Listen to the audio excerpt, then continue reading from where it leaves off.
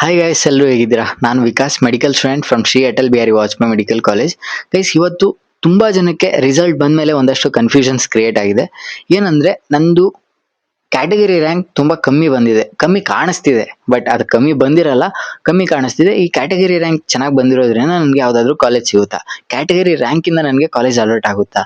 ಇಲ್ಲ ನಂದು state rank ಬಿಡ್ತಾರೆ, ಸ್ಟೇಟ್ ಅಲ್ಲಿ ಕಾಂಪಿಟೇಷನ್ ಕಮ್ಮಿ ಆಗುವಂತ ಚಾನ್ಸಸ್ ಕಾಣಿಸ್ತಿದೆ. ಸೊ ಸ್ಟೇಟ್ ರ್ಯಾಂಕ್ ಬಿಟ್ಟ ಮೇಲೆ ಸ್ಟೇಟ್ ರ್ಯಾಂಕ್ ಇಂದ ನಾನು ಅಡ್ಮಿಷನ್ ತಗೋಬಹುದಾ? ಆಲ್ ಇಂಡಿಯಾ ರ್ಯಾಂಕ್ ತುಂಬಾ ಜಾಸ್ತಿ ಬಂದ್ಬಿಟ್ಟಿದೆ, ಆಲ್ ಇಂಡಿಯಾ ರ್ಯಾಂಕ್ ನಾನು ಬಿಟ್ಬಿಡ್ತೀನಿ, ನಾನು ಸ್ಟೇಟ್ ರ್ಯಾಂಕ್ ಇಂದ ಹೋಗ್ತೀನಿ, ಕ್ಯಾಟಗರಿ ರ್ಯಾಂಕ್ ಇಂದ ಹೋಗ್ತೀನಿ. ಈ ರೀತಿ ಪಾಸಿಬಲ್ ಆಯ್ತಾ ಅಂತ ನೀವು ತುಂಬಾ ಜನ ಕೇಳ್ತಿದ್ದೀರಾ. ಸೊ ಅವ್ರೆಲ್ಲರಿಗೂ ಒಂದು ಇನ್ಫಾರ್ಮೇಶನ್ ಕೊಡ್ತೀನಿ. ನಿಮ್ಗೆ ಕ್ಯಾಟಗರಿ ರ್ಯಾಂಕ್ ಆಗಿರ್ಬೋದು, ಸ್ಟೇಟ್ ರ್ಯಾಂಕ್ ಆಗಿರ್ಬೋದು, ಯಾವುದೇ ಕಾರಣಕ್ಕೂ ಯೂಸ್ ಆಗಲ್ಲ. ಓಕೆ, ಲೈಕ್ ನಂದು ಕ್ಯಾಟಗರಿ ರ್ಯಾಂಕು ಒಂದ್ ಸ್ವಲ್ಪ ತುಂಬಾ ಕಮ್ಮಿ ಕಾಣಿಸ್ತಿದೆ, ಇದರಿಂದ ಏನಾದ್ರೂ ನಮ್ ಕ್ಯಾಟಗರಿಲಿ ಕಾಂಪಿಟೇಷನ್ ಕಮ್ಮಿ ಆಗಿದೆನಾ? ಯಾವುದೇ ಕಾರಣಕ್ಕೂ ಆಗಿರಲ್ಲ. ಎಲ್ಲ ಕಾಂಪಿಟೇಷನ್ ಈಗ ಟೋಟಲ್ ಕಂಪ್ಲೀಟ್ ಕಾಂಪಿಟೇಷನ್ ಇನ್ಕ್ರೀಸ್ ಆಗಿದೆ ಅಂದ್ರೆ ಕ್ಯಾಟಗರಿಲೂ ಸಹ ಇನ್ಕ್ರೀಸ್ ಆಗಿರುತ್ತೆ. ನೀವು ಯಾವುದೇ ಕಾರಣಕ್ಕೂ ಥಿಂಕ್ ಮಾಡಬೇಡಿ. ಕಾಣಿಸೋಕೆ ಚಿಕ್ಕದಾಗಿ ಕಾಣಿಸ್ತಿರುತ್ತೆ, but category rank it's use. Okay, so ನಿಮ್ ಕ್ಯಾಟಗರಿ ಅಷ್ಟು ಸೀಟ್ಸ್ ಅವೈಲೇಬಲ್ ಇರಲ್ಲ. ಸೊ ಅದರಿಂದ ನೀವು ಕ್ಯಾಟಗರಿ ರ್ಯಾಂಕ್ ನ ಇಟ್ಕೊಂಡು ನೀವು ಯಾವುದೇ ರೀತಿ ಪ್ರೆಡಿಕ್ಷನ್ಸ್ ಎಲ್ಲ ಮಾಡೋಂಗೆ ಇಲ್ಲ.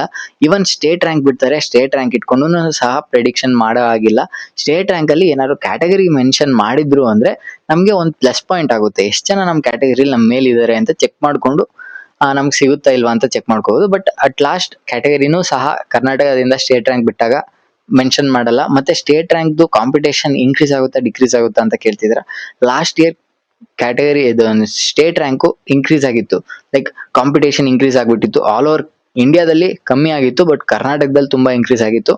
ಸೊ ಈ ವರ್ಷ ಏನಾಗುತ್ತೆ ಅಂತ ಅಬ್ಸಲ್ಯೂಟ್ಲಿ ಯಾರಿಗೂ ಗೊತ್ತಿಲ್ಲ. ಬಟ್ ಅಬ್ಸಲ್ಯೂಟ್ಲಿ ನಾನು ಹೇಳ್ದಾಗೆ, ನನ್ಗೆ ಅನ್ಸ್ದಾಗೆ ಕಾಂಪಿಟೇಷನ್ ಇನ್ಕ್ರೀಸ್ ಆಗೇ ಆಗುತ್ತೆ.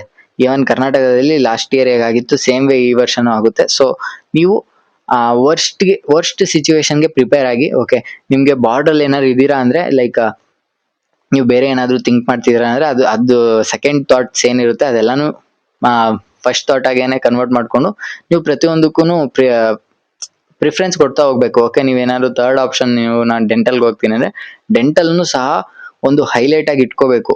ಓಕೆ, ಅಂತ ಸಿಚುವೇಶನ್ ಕ್ರಿಯೇಟ್ ಆಗುತ್ತೆ ಹೋಗ್ತಾ ಹೋಗ್ತಾ. ಸೊ ಅದಕ್ಕೋಸ್ಕರ ಇವಾಗಲೇ ನಿಮ್ಗೆ ಇದೆಲ್ಲ ಇನ್ಫಾರ್ಮೇಶನ್ ಕೊಡ್ತಾ ಇದ್ದೀನಿ. ಓಕೆ, ಆಸ್ ಎ ಸೀನಿಯರ್ ನಾನು ನಿಮ್ಗೆ ಗೈಡೆನ್ಸ್ ಕೊಡ್ತಿರೋಂಥದ್ದು. ಇಲ್ಲಿ ಯಾವುದೇ ರೀತಿ ಈಗ ತುಂಬಾ ಜನ ಯೂಟ್ಯೂಬರ್ಸ್ ಕಾಂಪಿಟೇಷನ್ ಟೈಪ್ ಮಾಡ್ತಾರೆ. ಯಾಕಂದ್ರೆ ಲೈಕ್ ಅವ್ರು ಬೇಗ ವಿಡಿಯೋ ಮಾಡೋದು, ಅವರು ವ್ಯೂಸ್ ಜಾಸ್ತಿ ತಗೋಬೇಕು, ಅದೆಲ್ಲ ಥಿಂಗ್ಸ್ಗಳು ನನ್ನ ಹತ್ರ ಇಲ್ಲ. ನಾನು ಯಾವಾಗ ವಿಡಿಯೋ ಮಾಡ್ತೀನಿ ಅಂದ್ರೆ ನನ್ಗೆ ಯಾವಾಗ ಫ್ರೀ ಇರುತ್ತೆ ಅವಾಗ ಅಷ್ಟೇ ನಿಮ್ಗೆ ಹೆಲ್ಪ್ ಆಗಂತ ಒಂದಷ್ಟು ಕಂಟೆಂಟ್ಸ್ಗಳು ಅಷ್ಟೇ ಕೊಡೋಂಥದ್ದು.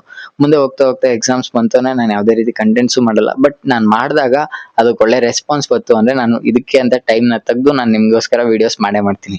ಇದೊಂದು ಬರ್ದಿಟ್ಕೊಳ್ಳಿ. ಓಕೆ, ಮತ್ತೆ ಸಬ್ಸ್ಕ್ರೈಬ್ ಮಾಡ್ಕೊಳ್ಳಿ ಚಾನಲ್ಗೆ, ಮತ್ತೆ ಲೈಕ್ ಮಾಡಿ, ಶೇರ್ ಮಾಡಿ ಎಲ್ಲಾರ್ಗು. ಸೊ ದಟ್ ರೀಚ್ ಸಿಕ್ಕಿದ್ರೆ ನನಗೆ ಒಂದು ಮೋಟಿವೇಶನ್ ಸಿಗುತ್ತೆ. ಓಕೆ, ವಿಡಿಯೋ ಇಷ್ಟ ಆಗಿದ್ರೆ ಲೈಕ್ ಮಾಡಿ. Okay, thank you for watching. Bye, see you next video.